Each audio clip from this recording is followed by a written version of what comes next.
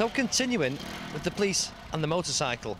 I'm in the middle of a field here, in the middle of nowhere. It's freezing cold. What's this got to do with police motorcycles?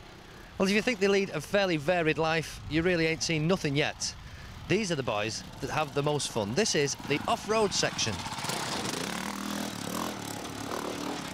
This is Sergeant Mike McCulloch from Greater Manchester's off-road section. You must have the best job in the world. It's often rumoured as such, but it does have its disadvantages, as the scar on my nose will tell you. What's that from? Well, I had a slight tumble, but the visor snapped, and oh dearie me, these things happen. Great fun. You don't look anything like a policeman to me. Well, I mean, what's this? KTM this? This is a KTM 620 EGS. It's a very powerful machine, superb suspension, and that's not so we can have maximum fun. That is affords maximum protection to the officers themselves. Yeah. They hit a bump, it's going to take it. Yeah. You have a small bike, hit a bump, you're coming off. Right. So I mean, I've never seen an off-road policeman before. So what do you use these for? Off-road pursuits and things like that? Or? Can happen that way. We try and avoid those as much as we can. What we do with this area, you can see here, very large area.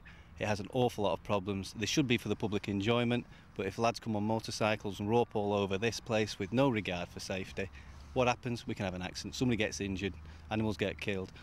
We've got to come here to try and stop this. Yeah. Unfortunately, also, a lot of stolen bikes come here, and you can just have a look over there, you'll see a burnt-out wreck. And that's someone's pride and joy. 2 days, nothing's left. Right, amazing. So, I mean, we've seen the training that a normal police patrol motorcyclist would have, but, I mean, you must be quite a bit more intensive than that. Yeah, what we do, we select from the 50 motorcyclists that you've already spoken to, and we select officers who've got skills in this area. We then train them to ACU gold standard. We bring an in-house professional, A.D. Smith, I'm sure some of your viewers may know him, He's come down and taught us some of the techniques that we need to know for our safety, and this means that we're giving maximum possible safety to the officers.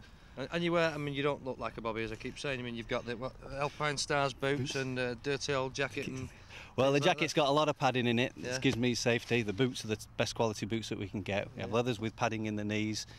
We've got back braces on. You name it. We've got quality helmets. We wear all this equipment, so that's the safety element. Something I've got to ask you, does anybody ever phone up and say, there's some nutters blasting up and down the field on field bikes and it's you? It can happen, yes. Sometimes we do generate our own complaint, but when the operator tells them it's actually the police off-road unit, that's exactly what they're paying for. That's what they want to see. And our presence does deter motorcycles. If we weren't here now, I can guarantee there'd be 1 or 2 bikes on this area right now.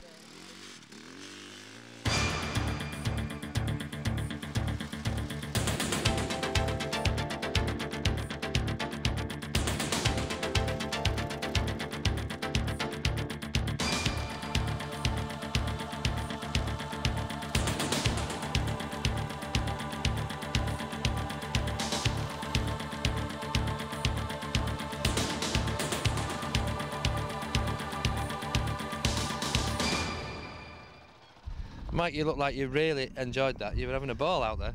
Well, there is a good side to it, but there's a serious side to it, and that's we've got to the safety of these people around here. We've got to make sure this place is safe, and that's it. We've got a lot of stolen motorcycles, we've got a lot of work on our plate, so we keep the skills up, means we're going to be safe. Excellent, great fun. Well, there you are. Next time you're driving down and you look in your rearview mirror and you see Equilop in your rearview mirror, just stop and think about all the technology, all the training and all the manpower that's there behind you. This hopefully has given you a little bit of food for thought. Anyway, I wish I brought my gear.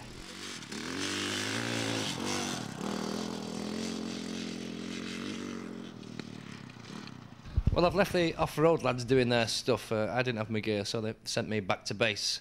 And back at base, I'm joined with 3 of the lads off the bike wing.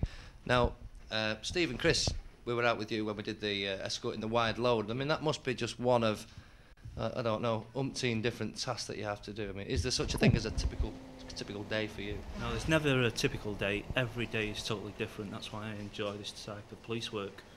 The main one for peak hours are in the morning and afternoons, where we assist motorists getting to work and from work, and assist the divisions, because on a bike we're manoeuvrable and we can get through if there's a build-up of traffic, and generally dealing with accidents and any other emergency.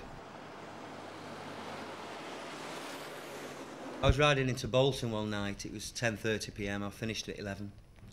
It was dark, and in front of me on a 30 mile an hour speed zone, this car was pulling away from me.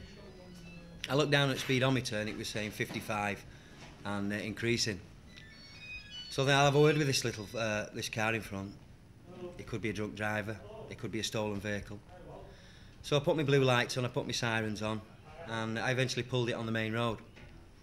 I was sat on my bike in this position, and I clicked my helmet up, and the driver of the car got out, walked back towards me. I kicked the side stand out, and all the way down I went to the floor. And it was at that moment I realised I'd put the side stand straight down a grid. And I had 1/4 of a ton weight lying on my left thigh at that moment.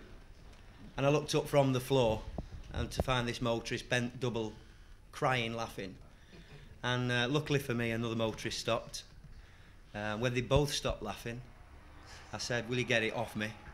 They both pulled the machine up, and I got back on the bike, cool, calm and collective, with a big red face. And I said, "I was going to chuck you off for speeding, but you can go as fast as you want now, just don't tell anybody." You lads go out on the police bikes when it's... doesn't matter what the weather is. I mean, what would keep you off the road? Obviously snow, but I mean, it doesn't matter if it's throwing it down and thunder and lightning, you still get sent out. It's got to be severe weather conditions, such as really, really high gale winds or frost, and the road hasn't been treated. If the roads have been treated, then the clear will go out.